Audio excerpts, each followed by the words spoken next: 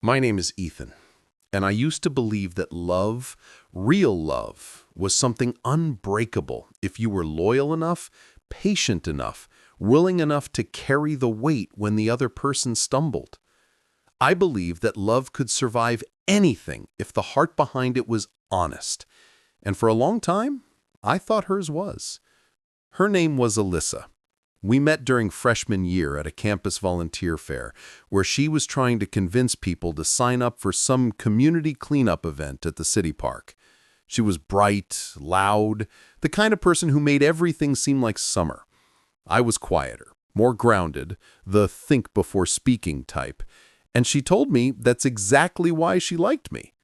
For 2 years, everyone thought we were that couple, the one that would last. We took road trips, shared playlists, spent nights talking about future apartments, future dogs, future kids, futures so intertwined that it felt ridiculous to imagine anything else. I trusted her like gravity. I didn't check her phone. I didn't question her late nights finishing projects. I didn't feel insecure when other guys paid attention to her because love wasn't something I traded like a battlefield. I thought love meant safety, and maybe that was my first mistake. The shift didn't happen all at once. It was small things at first. She started guarding her phone differently, keeping it face down on the table. She laughed less with me, but more at her screen. She stopped asking how my day was. She stopped saying, "I love you," first. I told myself life was stressful, school was stressful, work was stressful, anything to avoid the quiet truth trying to claw its way into my chest. And then came the night. Everything changed. She said she was having a girls' night, something she did occasionally, so I didn't think much of it.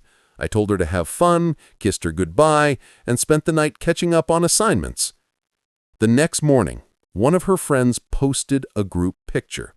It was only up for about a minute before being deleted, but I saw it.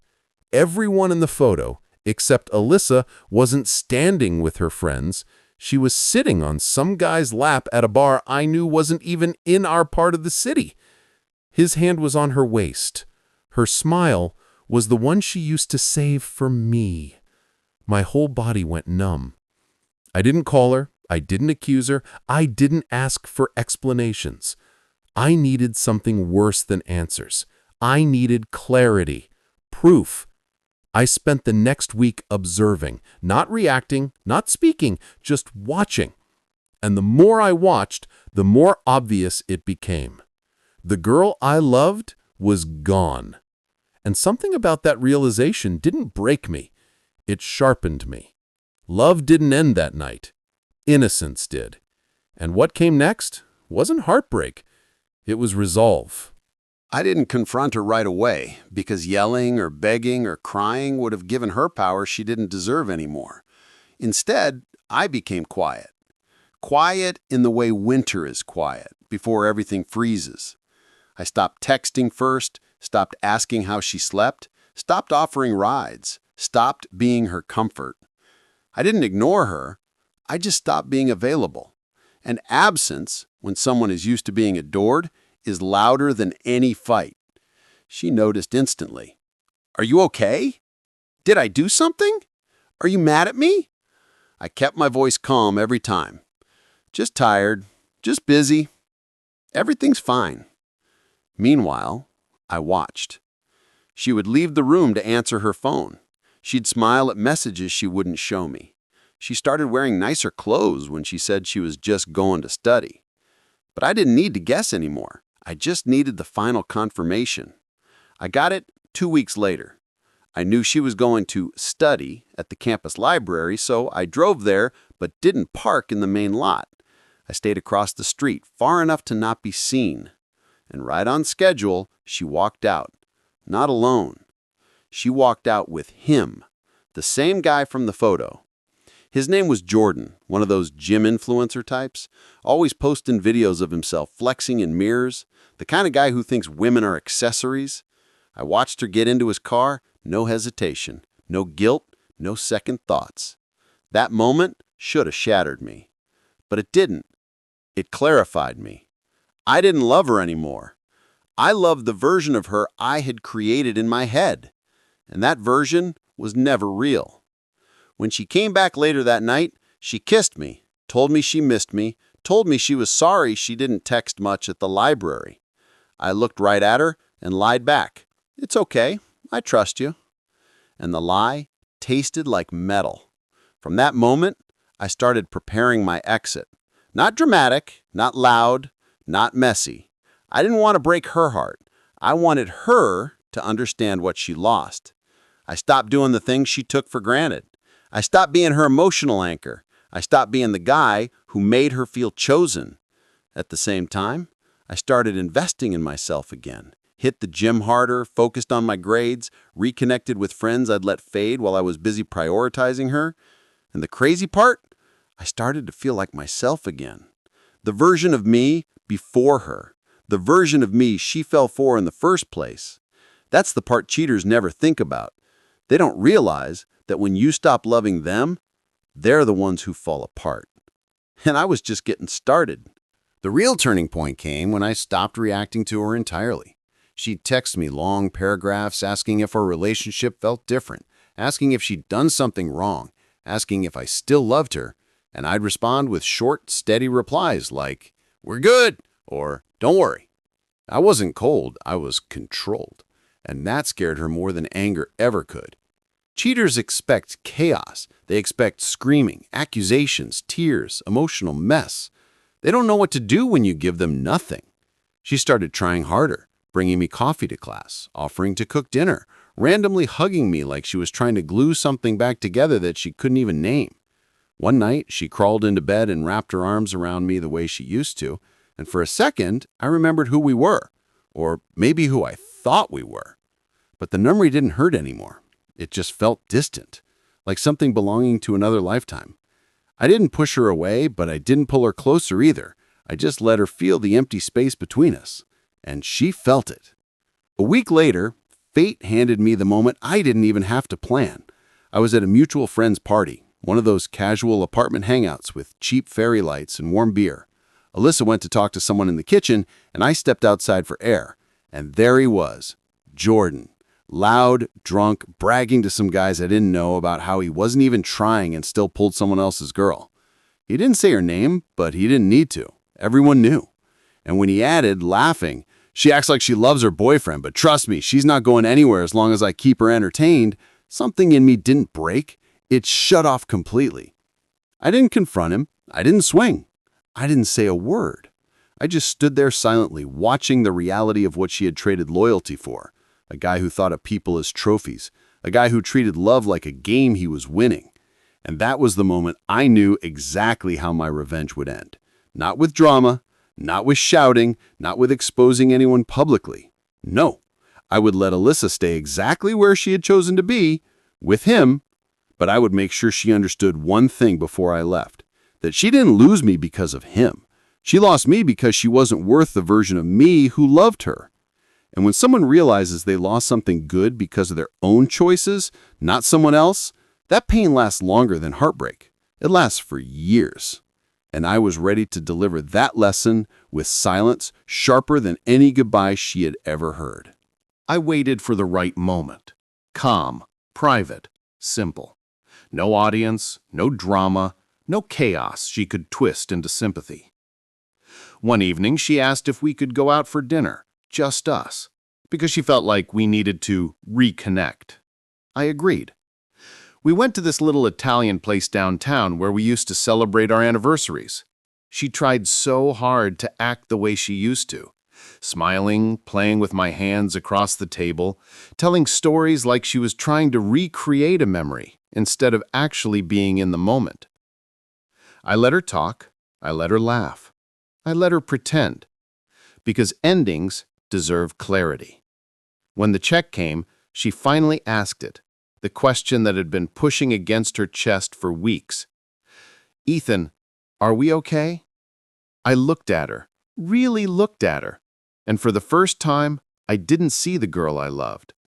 I saw someone who had been using my love as a safety net while she chased excitement somewhere else. My voice was steady when I said, I know about Jordan."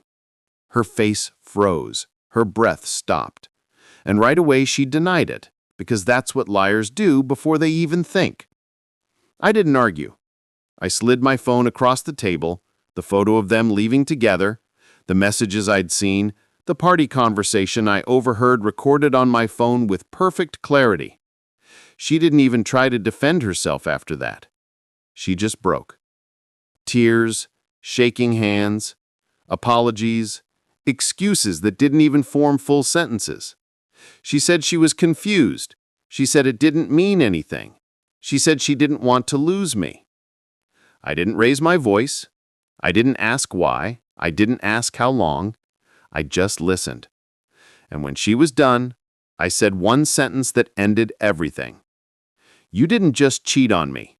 You let me love you while you knew you didn't deserve it." Her face collapsed, because that wasn't anger. That was truth. She reached for my hand, begging, promising, swearing she would cut him off, change everything, prove herself. She expected me to fight for her. She expected me to cling. She expected me to be broken. But I wasn't. I stood up, placed cash on the table for the bill, and said quietly, "We're done, Alyssa. Take care of yourself." No shouting, no dramatic exit, no lingering look. Just a clean, final ending. And here's the thing about silence. It echoes. When we walked out, she called after me, voice cracking, asking me to wait, to talk, to reconsider. I didn't turn around. I didn't need to. The moment she lost me had nothing to do with me leaving that restaurant. She lost me weeks ago, when she let someone else hold the parts of me she didn't value. And now, she finally knew it. I thought that would be the end. Me walking away, her left staring at the space I used to fill. But life has a way of turning lessons into consequences. And this time, I didn't have to do anything. Word spreads fast in college, and truth spreads even faster when someone who used to glow suddenly starts dimming. People noticed she wasn't herself. She wasn't laughing loudly anymore. She wasn't surrounded by friends. She avoided parties, and when she did show up, she looked like a ghost wearing her own skin. Meanwhile, I was rebuilding, not for her, not to make her regret anything, but because letting go of someone who didn't value you brings a kind of clarity that feels like oxygen. I hit the gym harder. I focused on my internship. I reconnected with friends who reminded me who I was before I got lost in loving someone who couldn't love me back with the same depth. And the wild part? I started to feel happy again. Not instantly, not dramatically, but slowly, like sunlight returning after a long winter. Of course, that's when Jordan decided to show his real self to her. The same guy who promised her excitement and passion didn't care about anything beyond attention. He didn't want her. He wanted the idea of taking something that belonged to someone else. So once I was out of the picture, she wasn't a thrill anymore. She was just another girl. He stopped replying to her texts, stopped answering her calls, stopped making plans. And the moment reality hit her was when she saw him at a party with someone else sitting in his lap, the same way she once sat in his. She tried confronting him. He shrugged, literally shrugged, like she meant nothing. And that's when the guilt hit her, not just because he treated her like a passing moment, but because she finally understood what she threw away. She tried reaching out to me, calls, messages, long paragraphs about how she was wrong, how she didn't realize what she had, how she missed who we were, how she still loved me. I didn't block her. I didn't lash out. I just didn't reply. Because closure isn't something you get from a conversation. Closure happens the moment you realize you deserved better the entire time. She saw me on campus sometimes, laughing with friends, head clear, life moving forward, and every time she looked at me like she wanted to go back in time to the moment she chose him. But time doesn't negotiate. Once respect is broken, love has nowhere to stay. She didn't lose me to another guy. She lost me to herself, and that was always going to hurt more than heartbreak. It's been a while now, long enough that the memories don't sting, just feel like pages in a book I've already finished. People ask sometimes if I'd ever take her back, if I miss her, if I regret anything. The answer is no to all of it. Not because I'm bitter, not because I hate her. Hate takes energy, and I don't spend energy on things that already ended. I think the real closure came the day I saw her again, months later, at a cafe near campus. She hadn't seen me walk in. She was just sitting there, alone, stirring a cup of coffee that had already gone cold. She looked smaller somehow, not physically, but in presence, like the world wasn't lifting her anymore. When she finally looked up and saw me, she straightened like she'd been shocked back to life. She smiled, a sad, shaky smile. The kind people make when they're holding hope with both hands.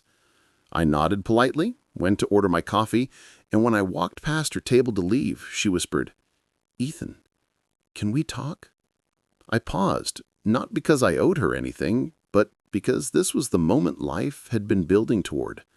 The version of me from before would have sat down, listened, tried to understand, maybe even tried to fix things. But that version of me didn't exist anymore. I looked at her, really looked, at the way her shoulders slumped, the way her eyes had lost that spark she once carried so effortlessly, and I realized something that I didn't expect to feel. I wasn't angry. I wasn't hurt. I wasn't anything. I just didn't love her anymore. Not even a little.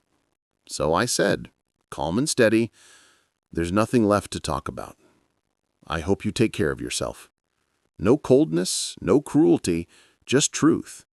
She nodded, tears filling her eyes, but I walked out before they fell, because that was the last tie that needed to be cut, not for her, but for me. Healing didn't come from revenge. It came from leaving with dignity intact. People think revenge is loud, shouting, exposing, destroying. But real revenge is quiet. It's living well after someone tried to break you. It's smiling again when they expected you to fall apart. It's becoming someone they no longer have access to, not because you're punishing them, but because you finally understand your worth. If someone asked me what I learned from all of this, I'd say this: love is not proven by how much you give. It's proven by who gives it back. And falling for the wrong person doesn't mean you were stupid. It means you have a heart big enough to try, a heart strong enough to heal, a heart brave enough to love again someday, but only the person who deserves it. Alyssa was my lesson, not my loss.